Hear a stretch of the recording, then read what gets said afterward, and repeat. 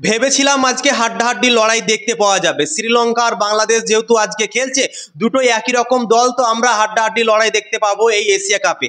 কিন্তু 9 তারিখ থেকে এশিয়া কাপ শুরু হওয়ার পর একতরফাই চলে যাচ্ছে এবং আজকেও একতরফা চলে গেল, দুটো একই রকম দল থাকা সত্ত্বেও। বাংলাদেশকে কিছুই মনে করলো না শ্রীলঙ্কা এবং খুব সহজেই হারিয়ে দিল আজকে। বাংলাদেশ প্রথমে ব্যাটিং করে 139 রান করেছিল অনেক কষ্ট করে, কেননা 0 রানে তারা 2 উইকেট হারিয়ে দিয়েছিল, 1 রানও তখন করেনি প্রথমে ব্যাটিং করে। তারপর যখন 11 রান হয়েছিল তখন 3টে উইকেট হারিয়ে দিয়েছিল। তারপর যখন 38 রান হয়েছিল তখন 4টা উইকেট হারিয়ে দিয়েছিল। যখন 53 রান হয়েছিল বাংলাদেশের তখন 5টা উইকেট হারিয়ে দিয়েছিল। তখন ভেবেছিলাম কি মনে হয় বাংলাদেশ 87 রানে অল আউট হয়ে যাবে, শ্রীলঙ্কা খুবই সহজে হারিয়ে দেবে এবং আমরা যেটা ভেবেছিলাম সেই তার বিপরীতও হয়ে যাবে। কিন্তু জাকের আলী আর শামীম হোসেন দুর্দান্ত একটা পার্টনারশিপ করলো 86 রানের মাত্র 61 বলে এবং দুর্দান্ত খেললো এবং বাংলাদেশকে একটা সম্মানজনক স্কোরে নিয়ে গেল, যেন বাংলাদেশ লড়াই করতে পারে। জাকির আলী করেছে 41 রান এবং শামীম হোসেন করেছে 42 রান, দিয়ে তারা নট আউট থেকেছে এবং বাংলাদেশ 139 রান করেছে 5 উইকেটে 20 ওভারে এবং একটাও উইকেট কিন্তু আর পড়েনি বাংলাদেশের 53 রানে 5 উইকেট পড়ার পর। দিয়ে শ্রীলঙ্কাকে 140 রানের টার্গেট দিয়েছিল, যেমন তেমন করে 139 রান করেছিল বাংলাদেশ। দিয়ে যখন শ্রীলঙ্কা ব্যাটিং করতে এলো তখন শ্রীলঙ্কারও প্রথম উইকেট পড়ে গিয়েছিল 13 রানে। বাংলাদেশের মোস্তাফিজুর রহমান প্রথম উইকেট তুলে দিয়েছিল বাংলাদেশকে। তখন আমরা ভেবেছিলাম কি হয়তো হাড্ডাহাড্ডি একটু হতে পারে, কিন্তু ভাই তারপর প্রথম নিশাঙ্কা কি ইনিংস খেললো ভাই।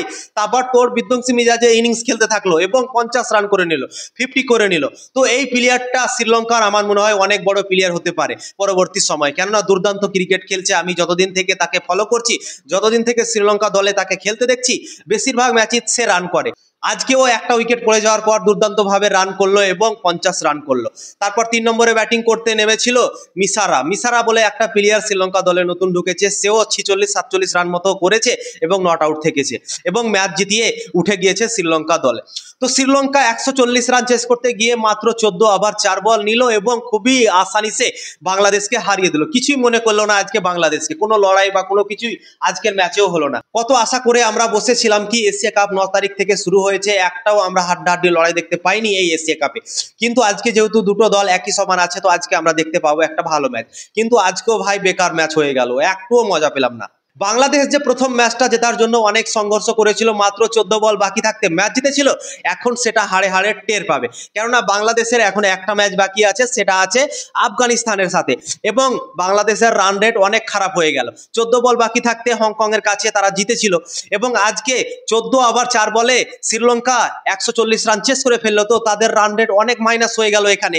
এবার বাংলাদেশ অনেক বিপদের মধ্যে পড়তে পারে, বাংলাদেশের কোয়ালিফাই করাটা অনেক মুশকিল হতে পারে। কেননা আফগানিস্তানের কাছে প্লাস পয়েন্ট নেওয়ার কথা তোমরা ছাড়ো, তাদেরকে হারাতে পারো কিনা সেটাই ভাই দেখতে হবে। চিন্তাজনক। ভারতের পর আফগানিস্তানই মনে হচ্ছে শক্তিশালী দল এই এশিয়া কাপে এবং বাংলাদেশের সাথে একটা ম্যাচ আছে আফগানিস্তানের এবং সেই ম্যাচটা যখন বাংলাদেশ খেলবে সেই ম্যাচটাই মরণবাচন থাকবে এবং বাংলাদেশকে কোয়ালিফাই করার জন্য অনেকটা রানে জিততে হবে। আজকে যেভাবে তারা মাইনাস খেলো, ঠিক আছে, তো ওই ম্যাচটা যদি হংকং এর সাথে ভালো করে জিতে নিত, খুব সহজেই জিতে নিত, তাহলে এই নবদটা আসতো না বাংলাদেশের জন্য। শ্রীলঙ্কা বাংলাদেশকে খুব সহজেই হারিয়ে দিল এবং বাংলাদেশ এখন অনেক বিপদের মধ্যে।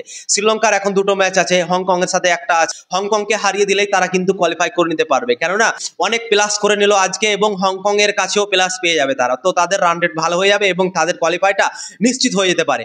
আফগানিস্তানের দুটো ম্যাচ আছে, একটা বাংলাদেশের সাথে একটা শ্রীলঙ্কার সাথে, দুটোর মধ্যে তারা একটা যদি জেতে তাহলে তারা কোয়ালিফাই করে যেতে পারে, কেননা হংকং এর বিরুদ্ধে তারা দুর্দান্ত ভাবে রান রেট করেছে।